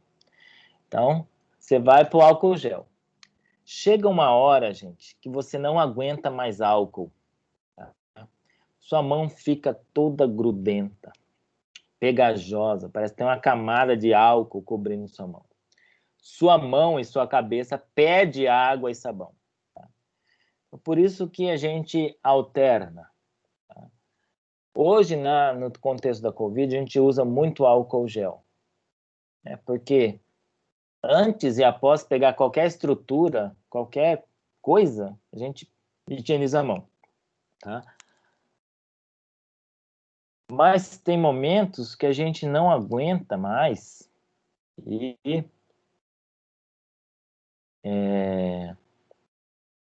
a gente pede para lavar a mão, tá? Não tem jeito, tá? A gente quer lavar a mão, quer água e sabão. Hoje, por exemplo, para eu atender um paciente na UTI, COVID, deixa eu falar para vocês. Eu passo álcool gel na mão. Aí eu coloco o avental. Passo álcool gel. Coloco. Passo álcool gel. Coloco a luva. Atendo o paciente. Tiro a luva. Passo álcool gel. Tiro o avental. Passo álcool gel. Tiro o face shield. Passo álcool gel. E aí? Sua mão já não aguenta mais de álcool gel. Tá? Então, depois eu passei álcool gel, acho que em 8 momentos na mão. Quando eu terminei de fazer tudo isso, desparamentei, né, como a gente fala, tiro os EPIs, eu quero água e sabão, porque minha mão não aguenta mais de álcool gel. Tá? Então, isso para atender um paciente. Tá? Então, assim, o cuidado com lavagem e higienização das mãos, ele é fundamental. Tá? Então, guardem esse período, né, esse tempo, né, 20 a 30 segundos, quando você usa preparação alcoólica, e de 40 a 60 segundos para água e sabão, tá? Não é o professor que está falando isso, tá? Deixa eu ver se eu consigo abrir aqui. Isso é a própria Agência Nacional de Vigilância Sanitária, né, que descreve isso.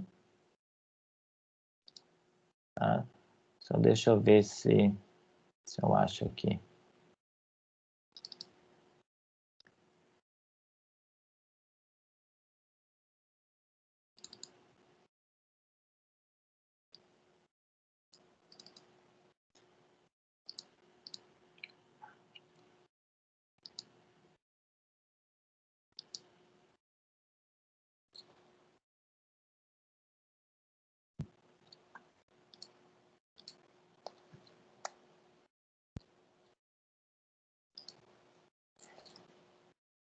Apareceu para vocês aí um folder? Como fazer a lavagem das mãos? Sim. Sim. Tá? Então, isso aqui é o folder da Anvisa, né? E a própria Anvisa já delimita esse termo, tá? Esse tempo.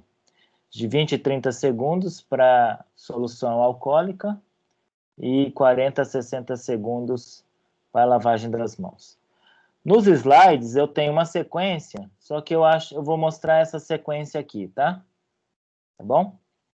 Então vamos olhar aqui quando a gente usa uma preparação alcoólica, tá? Eu acredito que todos vocês compraram álcool gel, né? Até no começo faltou, né, para comprar, tá? Não acredito que todo mundo tenha álcool gel em casa hoje, né? Então, ó, primeiro ponto, né? Vamos ver aqui um A e um B.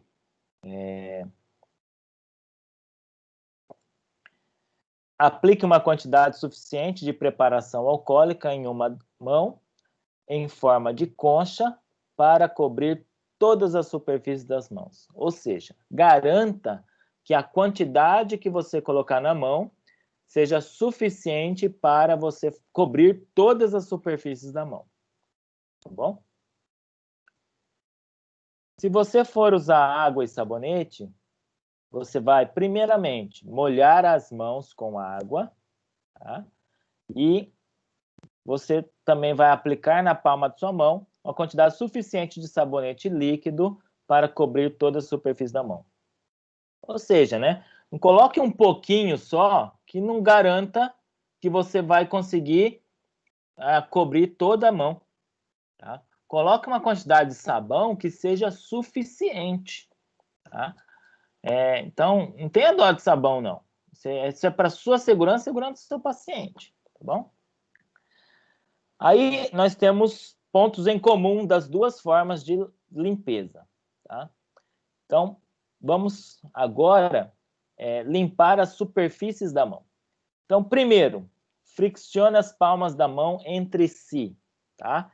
Então, ó, todo mundo vai fazer isso aqui, ó.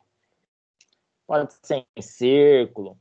Tem que friccionar a palma de uma mão com a palma de outra mão, para lavar as palmas das mãos. Depois, fricciona a palma contra o dorso da mão, usando os dedos. O que é isso? Ó, palma da mão direita, dorso da mão esquerda. Tá? E vice-versa. O palma esquerda no dorso da mão direita. Tá? Estão fazendo aí? Ou estão só vendo o professor fazer? Estão fazendo aí. Tá? Isso para lavar o quê? Entre os dedinhos. Entrelace os dedos e friccione os espaços interdigitais. Agora para lavar todos as laterais aqui. Antes a gente lavou o dorso. Tá? Agora vamos lavar os espaços interdigitais. Tá bom? Quinto, friccione o dorso dos dedos de uma mão com a palma da mão oposta, segurando os dedos com movimento de vai e vem e vice-versa. Ó. Para lavar, ó. Para lavar essa parte aqui, ó.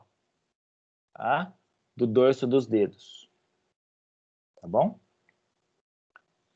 Friccione o polegar esquerdo com o auxílio da palma da mão direita, utilizando esse movimento circular e vice-versa. Vamos lavar o polegar, ó.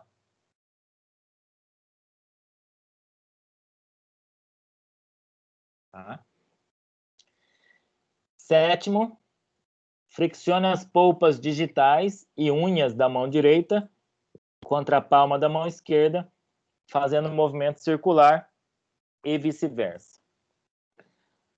As polpas digitais, a pontinha dos dedos, ó, polpa digital, contra a palma, tá? Ó, movimento circular.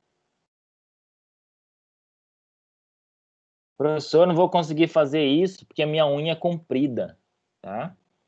É por isso que não pode usar unhas compridas, tá? Por quê? Primeiro, você não vai conseguir lavar corretamente as polpas digitais. Segundo, a unha vai acumular mais micro-organismos. Quanto maior a unha, mais superfície para a bactéria se fixar. E terceiro, você vai se machucar ao tentar fazer isso. Tá? Então, não use unhas muito compridas. Tá bom? Se for preparação alcoólica, acabou aí. Deixa secar as mãos e suas mãos estarão limpas. Tá? Ou seja, não requer enxágue. Tá? Então, por isso que é mais rápido. O álcool gel. Só que, igual eu falei para vocês fazem isso 1, 2, 3, 4, 5. Sua mão não aguenta mais, você perde água e sabão. Tá? Tentem fazer isso na prática, vocês vão entender. Quando se tratar de água e sabão, então agora a gente vai enxaguar. Tá? Enxague bem as mãos com água para retirada de toda, né, a superfície, né, do sabonete. Tá? Seque as mãos com papel toalha descartável. Tá? E no caso de torneiras com contato manual para fechamento, utilize sempre o papel toalha para fechar a torneira. O ideal é que a torneira seja automatizada, né? Ou temporizada. A automatizada é aquela que você coloca a mão e cai a água. Tá? Temporizada é aquela que você aciona, né? E ela vai ficar caindo água por um tempo e vai parar sozinha, tá bom? Quando é torneira normal, então nunca feche, né, com o contato direto com a torneira, porque senão você vai estar contaminando novamente. Tá? Então, sempre utilize o papel toalha para fechar a torneira. Pega o papel toalha e fecha a torneira. Tá? Agora, então, suas mãos estão seguras. Por isso que a gente tem esse tempo aí, né, para a lavagem dessas mãos. Tá? Regra, tá? Importante é que toda a superfície, né, da pele seja, né, limpa, tá bom? Ok? Entenderam, pessoal, como, né, se lava as mãos?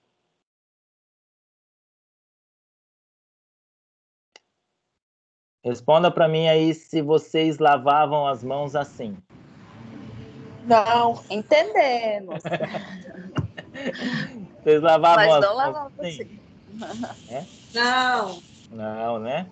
Nem o professor. O professor, quando entrou no hospital, não sabia lavar a mão assim, não. Teve que aprender, tá? Então, vocês aprenderam também. Agora, né, a gente vai lavar a mão certinho daqui para frente, tá? Tá bom. Eu vou...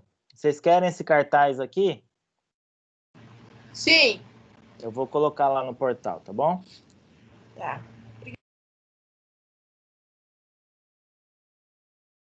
Vamos voltar lá na aula.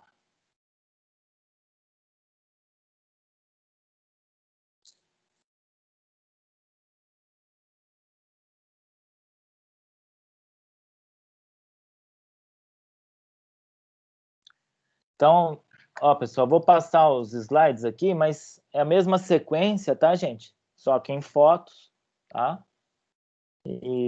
Mas é a mesma sequência, tá? Mas mostrando em fotos reais. Então, vocês também têm acesso, tá? Olha o modelo de uma torneira temporizada, ó.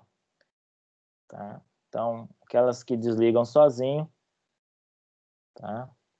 Então, sempre evitar o contato direto da mão com a torneira após você higienizar as mãos, tá bom? Outro grande cuidado com relação ao paciente, a sua segurança, é a prevenção do risco de queda. Tá? O paciente, devido ao seu estado, né, físico, ele pode ou não ter risco para cair, né, de queda. Então, com relação ao fisioterapeuta, né, que a gente retira bastante paciente do leito, antes de retirar o paciente do leito, né, ou sair para andar com ele, deambular com ele, é importante avaliar o risco intrínseco e extrínseco para a queda. Tá? E o que seria risco intrínseco e extrínseco? Um risco intrínseco é o que está relacionado ao paciente. E o risco extrínseco está relacionado ao ambiente, né? Seja o ambiente mais próximo dele, por exemplo, a roupa que ele usa, como o ambiente físico onde ele está. Tá? Então, risco intrínseco pode ser o paciente que já apresenta histórico de quedas. Tá? Então, ele já caiu alguma vez. Então, o paciente já caiu uma vez, ele pode cair de novo. Então, ele tem risco. A idade, quanto maior a idade, maior o risco, né, de quedas. E algumas medicações podem afetar o nível de consciência e afetar o equilíbrio do paciente. Então, ele pode apresentar algum risco de queda. Tá? E o risco extrínseco pode ser relacionado, então, a um ambiente escorregadio, um piso escorregadio, as roupas que ele utiliza, tá? Sapatos inadequados e obstáculos que possam existir, como meio-fio, como escadas, degraus, rampas, etc. Tá? Então, sempre avaliar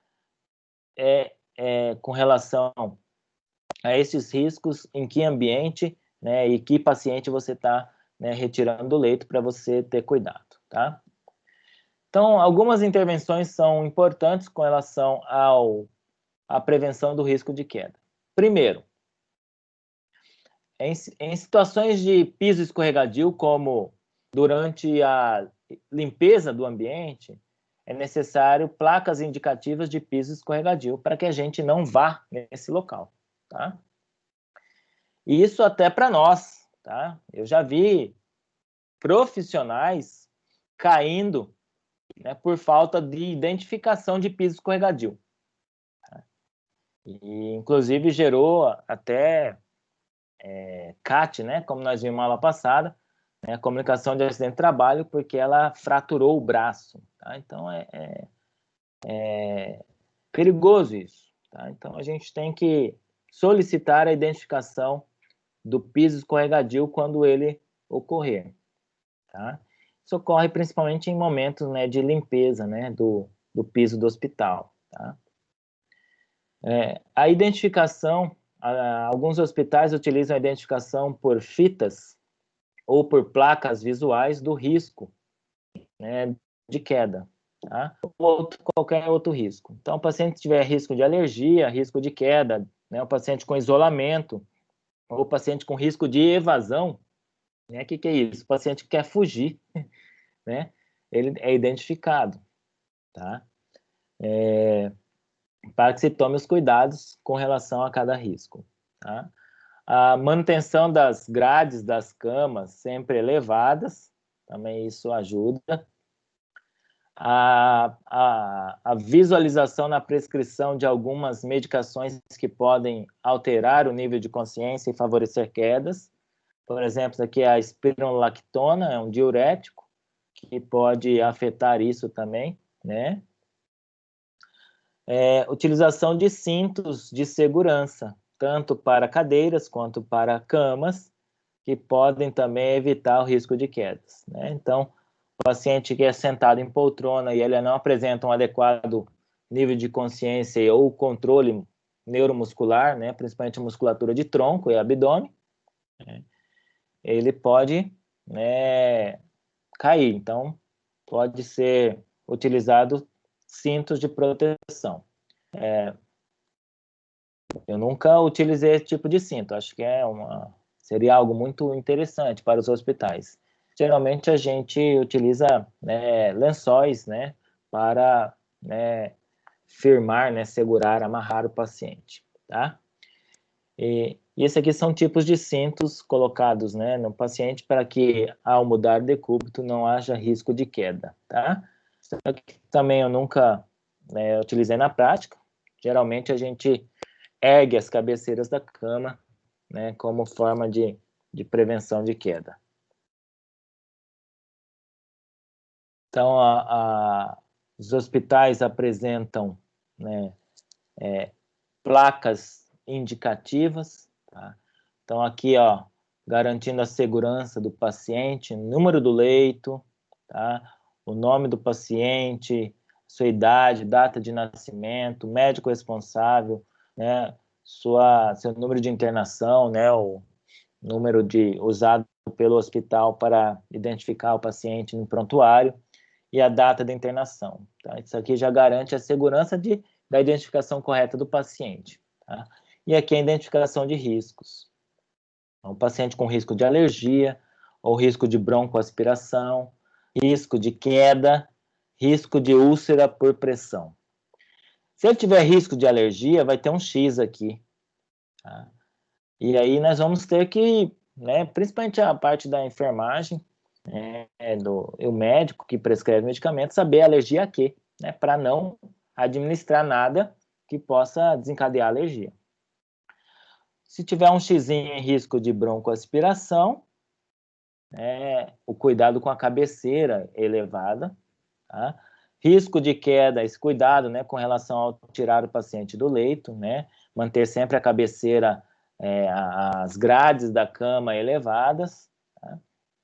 Risco de úlcera por pressão, né, o cuidado com as mudanças de posição rotineiras, né, são preconizadas, tá?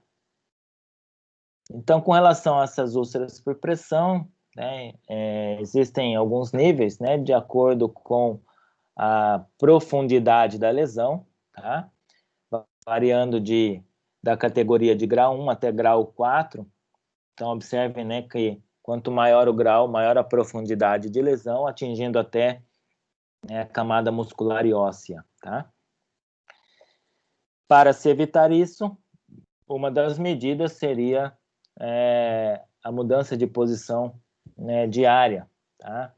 Estabelecer horários, né, para a mudança de posição, tá? Isso também está relacionado à avaliação da integridade da pele, geralmente realizada pelos enfermeiros, tá? Manutenção de lençóis bem alinhados, não deixar aqueles lençóis dobrados em contato com o paciente, pois isso pode favorecer a fricção e a abertura de lesões. A proteção de proeminências ósseas, como essas imagens mostrando essas espumas protetoras de calcânio aqui, por exemplo. E muitos hospitais têm os relógios de mudança de decúbito, né, para que o paciente esteja em adequada posição, tá? Professor, Oi, pode falar. uma pergunta. No caso de algum paciente que talvez não possa mudar para nenhum outro decúbito, por alguma razão, seja cirurgia ou sei lá, o que fazer para não causar essas úlceras? Você fala quando o paciente tem uma contraindicação de mudar de decúbito. Isso. Você fala de lateral, né? Sim. Existem outras intervenções aí não citadas relacionadas ao cuidado, proteção de pele. Por exemplo, alguns colchões especializados, né? Eles podem não evitar totalmente o aparecimento da lesão, tá? Mas ele pode diminuir, né, a sua incidência, tá? Existem aqueles colchões caixa de ovo que são confeccionados com esse tipo de espuma, tá? Que podem ajudar na circulação da pele, tá? Vai evitar? Às vezes não evita. Existem colchões pneumáticos, são mais caros, que eles são infláveis, né? E eles, alguns colchões, eles oscilam, né? Áreas insufladas, né? Fica insuflando e desinsuflando, promovendo, né? Até uma espécie de massageamento da região, tá? São mais caros, né? Também a gente encontra nos hospitais. Com relação ao cuidado da pele, existem algumas placas adesivas, né, que protegem a pele da abertura das lesões, tá? Me fugiu o nome das placas, tá?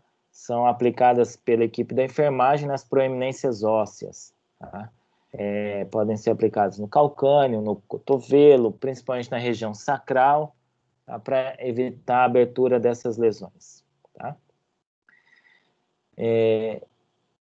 E mais o mais importante, quem me perguntou mesmo? Fui eu, professor.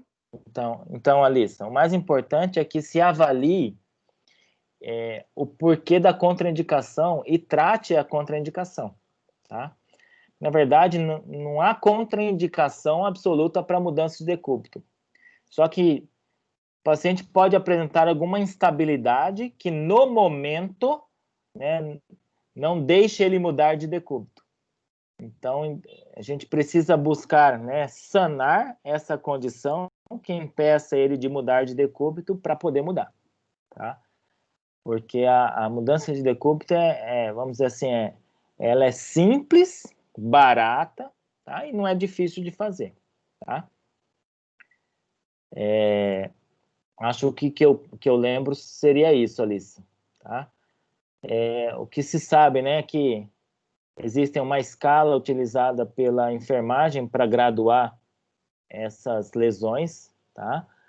E já é bem definido, né, na literatura que uma porcentagem de pacientes vai desenvolver úlcera, tá? São os pacientes geralmente mais graves que estão relacionados a essa dificuldade de mudar de decúbito, tá? Mas um mínimo alívio dessas proeminências, né, da descarga de peso sobre essas proeminências já pode auxiliar na resolução do problema. Mas o problema eu entendo assim que tem pacientes muito graves, né? Às vezes o paciente a gente não consegue, né, nem mobilizar de tão grave que são, né, e a gente nem consegue mudar o decúbito. Então, a gente tem que partir para outras estratégias, né, como essas, mas sempre buscar estar sanando, né, o problema do porquê ele não está mudando de decúbito. Tá bom, Alissa? Tá bem, obrigada, professor. Você soube de alguma situação assim, Alissa? Não veio em mente apenas essa possibilidade, né? Não, com certeza. Foi muito boa pergunta, porque ela existe, sim, essa possibilidade. E a gente tem que estar tentando, né, corrigir o problema, né, que está dificultando ele mudar de decúbito. Tá bom? Sim, tá bom. Então, vamos lá. Vamos falar agora sobre equipamento de proteção individual, finalzinho da aula já, tá? A gente está acabando. Só que hoje é uma realidade, né? Tá? Talvez a gente não falava tanto de EPI hoje como a gente fala hoje. Devem ser utilizados sempre, né, para minimizar o risco de acidentes e de doença devido ao contato com agente biológico, tá? Hoje, mais ainda, pelo contato com o coronavírus, né? Mas nossa realidade antes do corona era a nossa proteção, minimizar, né, a nossa exposição aos agentes biológicos, a sangue, secreção, né, e proteção da nossa pele mesmo. Tá? Hoje é obrigado o uso do EPI pelo trabalhador. Tá? Então, a NR32, que a gente comentou aula passada, também dispõe, né, dessa obrigatoriedade. Nós temos que usar EPI. Tá? Que tipos de EPI nós temos? Né? Então, hoje nós temos esses e mais alguns, né? Mas esses são os principais, vamos ver. Vamos dizer assim, são os EPIs básicos para o atendimento de um paciente hospitalizado. Uso do gorro, tá? Para proteção dos cabelos, tá? Principalmente as meninas, as mulheres. Tá? Então, tem que usar o gorro. Tá? O gorro é descartável. Tá? Então, depois do uso, a gente pode descartá-lo. Mas ele é obrigado. Tá? Então, quando vocês chegam no hospital para fazer estágio, então, ao adentrar a unidade, vocês já devem se paramentar, tá bom? Ou seja, colocar o gorro e os outros EPIs. Óculos de proteção individual para proteção dos olhos. Tá? A máscara, essa é uma máscara cirúrgica simples, tá? Mas eu vou mostrar um outro tipo de máscara que deve ser utilizada quando se trata de pacientes com doenças transmissíveis pelo ar, tá? Por gotículas, como é o caso do coronavírus. Uso de luvas de proteção, existem dois tipos de luvas também. Existem as luvas de procedimento normal, né, de látex, que são essas, tá? Elas não são estéreis, tá? São apenas luvas de proteção.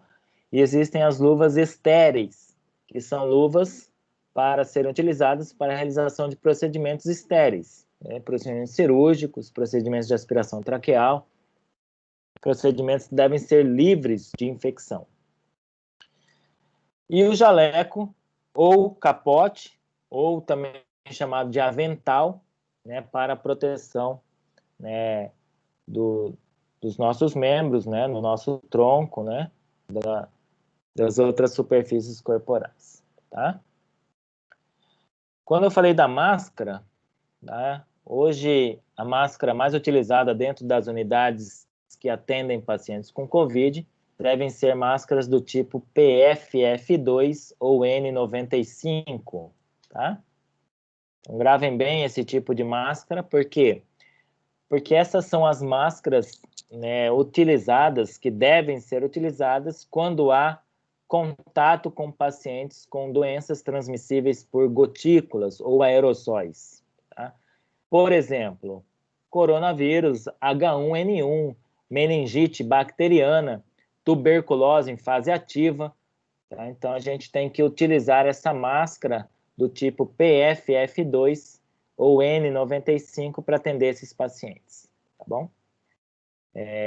A máscara cirúrgica simples não garante a proteção. tá? Então, a gente utiliza, né, esse tipo de máscara, tá? Com relação às vacinas recomendadas, né, para os profissionais de saúde, a NR32 também descreve a obrigatoriedade da vacinação, né, dos profissionais de saúde, tá? E esses são alguns tipos de vacinas que o profissional de saúde deve, né, receber, tá? Eu vou abrir um aplicativo aqui que eu tenho essas vacinas, tá? Para quem não conhece o aplicativo é o Connect, o aplicativo do SUS. Então, você tem acesso ao seu cartão nacional de saúde e aqui tem o calendário de vacinas, tá? Para adolescentes, adultos, crianças, gestantes, idosos, tá?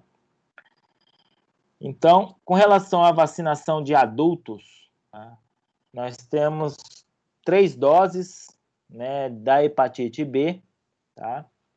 Uma dose única de febre amarela, tá? Mas ela tem uma validade, parece que é de 10 anos. A dupla adulto, né, que é a que combate difteria e tétano, que a gente precisa também de reforço. A tríplice viral, né, que combate cachumba, sarampo e rubéola. Se você nunca vacinou, né, você tem de 20 a 29 anos, você precisa de 2 doses, tá? E se você tem de 30 a 49 anos, você precisa de 1 dose, né, no caso de adultos. E a pneumocócica 23 valente, que previne pneumonia, meningite e outras, 1 dose, tá, aplicada a grupos específicos, né? Por exemplo, profissionais de saúde são grupos específicos, então inclui todos nós, tá bom? Aí existem outras aí, né, como a hepatite a influenza, né, que é a H1N1, né, a varicela, a catapora, tá? O que é importante, gente? Por que eu estou trazendo isso? Vocês estão no 7º e 8º semestre, né? Então, quem está no 8º semestre, se Deus quiser e o corona permitir, né, e acho que isso acontecerá, semestre que vem vocês são estagiários, né? Estarão lá no hospital comigo, se Deus quiser, tá? E não é uma cobrança do professor, é uma cobrança da Secretaria Municipal de Saúde com relação à liberação dos estagiários, o cartão de vacina completo, tá bom? E então vocês precisam estar com o cartão de vacina completo para poderem dar entrada no estágio. Tá? E como já é semestre que vem, e como algumas vacinas aí têm 3 doses, então há um intervalo para cada dose.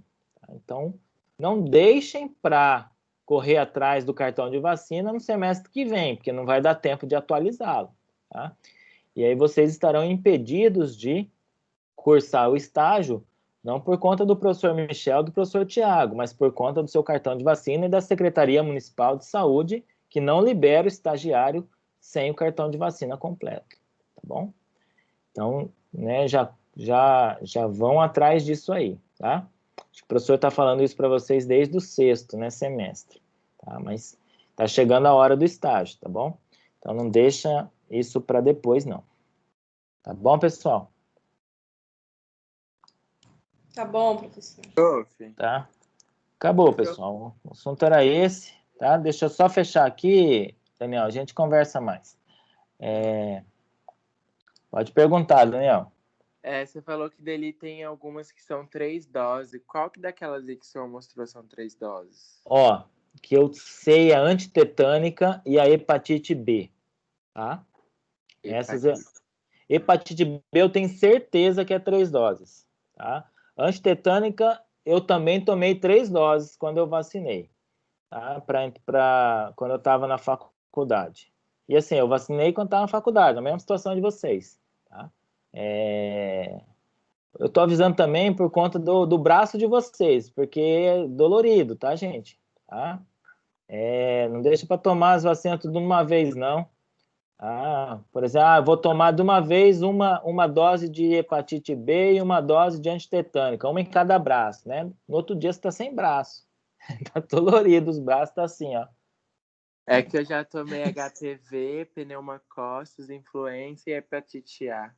Isso, agora regulariza a hepatite B e antitetânica, tá? Que é obrigatório, tá, Daniel? Para profissional de saúde, né? Incluindo vocês que são estagiários.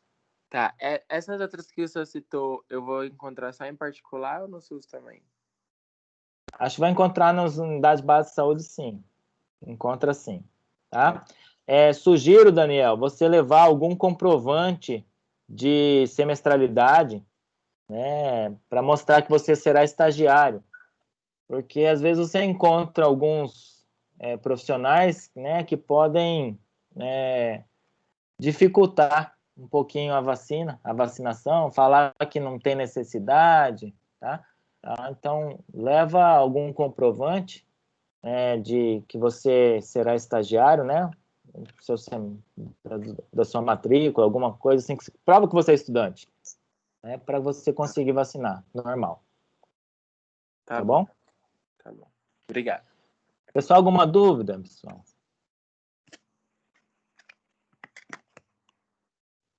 Professor, Oi. só para ajudar duas colegas, a Nath pediu para avisar que a internet dela caiu, por isso que ela se ausentou da sala. Tá, ela E estava eu não sei caindo se a em... Marissa, não sei se a Marissa. Marissa chegou a falar com o senhor a respeito dela não poder assistir as aulas online, se isso implica em alguma coisa, ela assistir somente a aula gravada e não ao vivo. Não implica nada, a gente não tem controle de frequência, tá?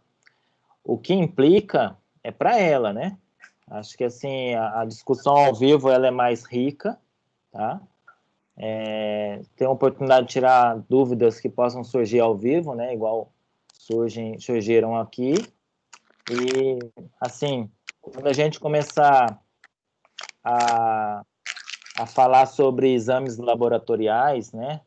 Hemograma, gasometria, nós vamos começar a resolver, né? A interpretar elas juntos aqui, né? Ao vivo, tá? Então, as dúvidas serão tiradas ao vivo, essa dificuldade que ela terá, tá? Então, assim, todas as aulas ela não consegue ou pontualmente? Então, é importante que em algumas Eu sei elas exatamente, só possam... falou que estava com dificuldade de assistir as aulas ao vivo, porque eu acho que ela um emprego, alguma coisa assim, mas eu falei, vou conversar com algum professor. Mas, assim, as aulas vão ficar disponíveis para vocês, tá? Igual eu comentei no início da aula, é importante que vocês tenham acesso pelo AVA, para terem acesso ao Teams, porque as aulas ficarão lá no Teams, tá? Lá nas informações da equipe, né? Porque a partir do momento que a gente entra no Teams, né, nós estamos incluídos numa equipe, e a equipe é o nome da disciplina, tá? E lá vai ter todo o nosso bate-papo, né, todas as aulas gravadas lá, tá? Tá aqui. Então, por enquanto, o professor vai estar disponibilizando a aula, né, como era no semestre passado. Mas futuramente isso será automatizado, tá? Então, vocês vão ter acesso automaticamente pelo acesso ao Teams, igual a Ana explicou para vocês como acessar, e vocês vão ter acesso às aulas gravadas lá, tá? Prof, mas a aula vai continuar sendo postada no portal, né? Por enquanto, Daniel. Não, Tá? fala assim, a aula, tipo, os slides. Os slides estão lá, tá? Os slides, inclusive, eu já coloquei do semestre inteiro, tá bom? Ô, Glória, que tá bom. Bom? Todas as aulas já estão disponibilizadas no AVA de vocês, os slides, tudo. Pode mudar alguma coisa, Daniel? Porque o professor atualiza, né? O professor atualiza a aula, tá? E às vezes pode surgir algum slide novo, tá bom? mas o que eu tinha de atualizado foi postado, tá bom? Muito bom isso. Tá? Tem professores que não postaram aí atrás dos alunos que querem adiantar o conteúdo. Na verdade, assim, nós temos que postar da primeira e segunda unidade, né? Eu já postei tudo, tá? Ótimo. Obrigado. E aí, pessoal, mais alguma dúvida?